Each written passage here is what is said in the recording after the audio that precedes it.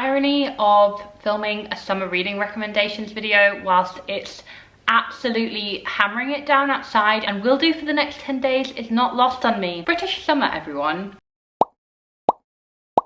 So guys, hello, welcome to my channel. My name is Lucy, and in today's video I wanted to film summer reading recommendations because we are technically in summer now. We're, you know, when this video goes out it will already have been the summer solstice, which I think means it's summer, who knows. I do really find that I love summer for summer reading, and summer reading to me means light, fun, romantic, I guess, as well. I love reading romance all year round, but in the summer it just hits different, you know? Equally, just reading books that make me laugh, are a bit lighter and a bit more upbeat.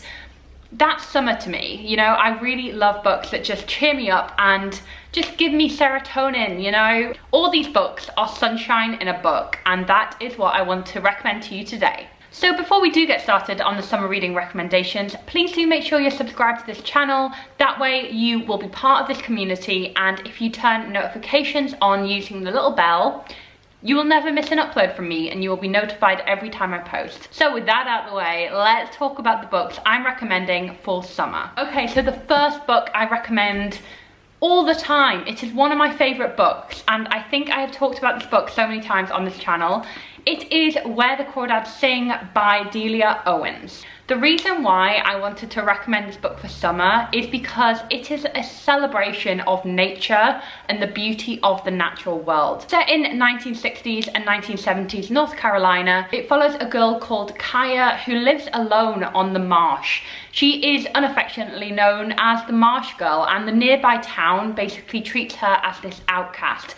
Because she lives alone in this kind of shack, she doesn't have the latest technology, she doesn't really have electricity or anything like that. She is living a very kind of backwater life, I guess. But Kaya is happy because she has the natural world of the marsh around her, and she really just finds herself with this relationship with this marsh, and she finds solace living there. This is a murder mystery at the heart, but it's also a romance, and the most incredible thing about this book is the nature writing and the visualization of nature at its heart. You can feel the heat in this book because obviously it's set during many years, but equally it's very warm. The climate is very hot, and you can just feel like the sticky heat in the setting, and also you can just see the beauty of the marsh and, you know, its ecosystem around you. So if you are looking for pure escapism, but equally a very gripping story and plot, and a character that's really unique, I really would recommend Where the Crawdads Sing. In summer, it is the perfect escapist read. The next book I just think is a summer staple is Emma by Jane Austen. Emma is just a joy to read, and I think the reason why I chose this book for a summer reading video is because this book is so light, fluffy and funny. I feel like this is definitely Jane Austen's most light-hearted and kind of funniest book, I think. If you know nothing about Emma, it is about a girl called Emma Woodhouse who is very privileged, and she lives with her elderly father. Her sister has recently been married and has left the home, so Emma is kind of ruling the roost at her house. And because her family is obviously the local kind of landlord and she has lots of tenants that she goes to see, she basically sets all of these people up around her, and she wants to play matchmaker, but she kind of forgets that she also needs to play matchmaker for herself, and she ends up in a lot of really awkward situations. So if you want something funny, like at times quite cringy because she just honestly just completely misses the plot most of the time, Emma is just really lovable. But equally, the narrator is very aware of what she is like, and it's just written in a very wry, funny tone, and she learns a lot about how she treats other people. So I would really recommend this for summer. The reason also is because there is a scene at Box Hill, which is in Surrey, and it's quite nearby London. I've been there before in like the baking heat, and it was glorious. And that whole picnic at Box Hill in Emma is summer for me. Like, it just reminds me of summer. And I can't remember in the book if it takes place in summer. In my memory it does. Like in my memory it's a very sunny day, and a lot of this book to me just reminds me of summer. So I would really recommend Emma if you're looking for a classic to read this summer. The next book I really want to recommend is a book I don't have on my shelves, but I read it on my Kindle. It is The Wishlist by Sophia Money-Coutts. So Sophia writes amazing rom-coms, and The Wishlist is the third book of hers and is no exception. I've read all of her books. You are laughing, you are crying with horror, but you always fall in love. So The Wishlist is about a girl who basically finds herself single and just like not, you know, she just isn't having any luck with love. Then she visits this kind of like relationship expert, I guess, and she tells her to write a wish list of her dream man. And then she meets this dream man. She basically manifests this dream man for herself. And you kind of go along and you think, oh, they're perfect for each other. Like, what is going to happen? Is it going to be happily ever after? Things might happen. I'm not going to tell you what, but let's just say with a Sophia book, you never know what to expect. I honestly think that all of her books are just like laugh out loud funny, but also just really lovable, and you always love the main characters. So if you are looking for a fluffy, hilarious rom-com, then I really would recommend The Wishlist by Sophia Money-Coutts. Also check out all her other books, which are The Plus One and What Happens Now. Both of these books are like insanely good, and I really would recommend. A little disclaimer, I do work for the publisher that publishes Sophia, but that has no relation to my enjoyment. Genuinely, she's one of my favourite rom-com authors. Next up, I actually want to recommend a novella that I read recently and think would make an awesome book to read during summer. It is Heartburn by Nora Ephron. So this gorgeous little Virago Classics, I think it is, it's just a beautiful book, but inside is even better. So this is a very famous novella by Nora Ephron.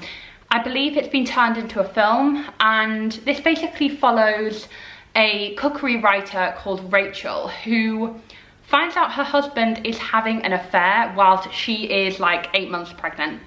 And she is about to give birth and she realises that her husband is hooking up with someone she knows. And this book, this very, very short book, is basically about the fallout of that, but it's not very plot heavy. This is just a brilliantly wry observation of different people and the society that our main character finds herself in. There are a lot of characters and a lot of couples in this book, and I think this book is a really good examination of marriage and the kind of fallout of that marriage, and also knowing yourself and realizing that, you know what, this isn't serving me anymore. So you might be confused why I chose this book for a summer reading recommendation. If I remember correctly, I think a lot of it is set in the summer, but this is beautiful because it is interspersed with recipes. And this book just is a delight to read. It is a lot of fun. Because it is so quick, you can just pick this up if you are, you know, on holiday or whatever, like you're away for the weekend. You could read easily this book in a day. And I just thought it was light, lovely, and equally very profound at the same time. So if you're looking for something with a little bit more meat on its bones, I would recommend Heartburn as just a lovely novella to read. And finally, I needed to recommend some YA, of course. This is With the Fire on High by Elizabeth Acevedo. So this is another foodie themed book, and it is about our main character called Emily, who has a very young daughter, and she is actually currently at school, and Emily loves cooking more than anything. She actually has this like weird magic around cooking where everything she cooks just tastes amazing, and she wants to be a chef basically. And there is this incredible opportunity to basically go to Italy, I believe, and like study and work with these top chefs in Italy. And honestly, this book is a complete treat. It's interspersed with incredible recipes. So you've got like all these kind of little recipes in the book as well. I don't know if you can see those, but it's just a very, very special book. And it is light, but it is also very kind of like moving, and you just really love Emily's kind of journey that she goes on. She has a lot of problems around like funding and money, and she lives with her grandmother who, you know, with a young daughter, they're trying to balance the care of the young daughter between them. Emily's daughter's father is not hugely in the picture, he kind of comes and goes, so Emily has to balance this incredible responsibility with fulfilling her dreams. And if you just want a very sumptuous, delicious, like evocative novel for summer, then I would really recommend With the Fire and High. It is a YA contemporary as well, so if you want to read more contemporary during the summer, I would really recommend it too. And that is it for today's video. I really hope you enjoyed these 5 summer reading recommendations.